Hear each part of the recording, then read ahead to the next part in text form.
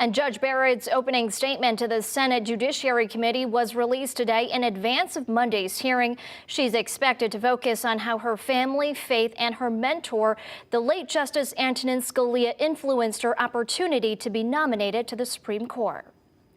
Now, meanwhile, members of our legislature reacting to the president's nominee, saying it is an inappropriate time with Election Day just 3 weeks away. I spoke to an associate professor at the University of New Haven for his insight. Take a listen. The American people deserve to know everything about this nominee. Senator Richard Blumenthal standing outside of the state capitol Friday, speaking out on President Trump's nomination of Amy Coney Barrett to replace the late Justice Ginsburg.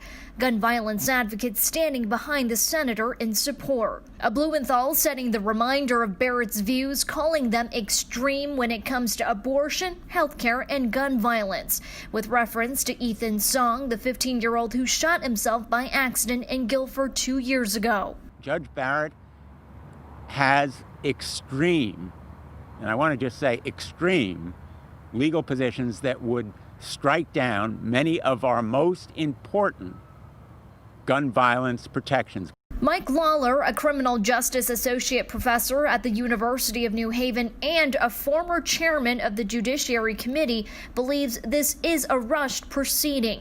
Instead, Lawler says the nominee should be picked until America votes for their president on Election Day. It seems like an odd time for the Republicans to to want to have this particular kind of argument in the lead up to an election. You know, four Republican members of the Senate Judiciary Committee are up for election themselves, and each one of them in a very close race. So it's a very high-risk gamble. When asked if the Democrats can intervene, Lawler says it is not too late. Some of these Senate elections that are taking place 3 weeks from now involve vacancies that were filled by temporary senators. So at whatever point the victor is announced in the elections in 3 weeks, that person will immediately be seated in the Senate. So that could actually change the balance of power. Trump nominated Barrett to the High Court on September 26th.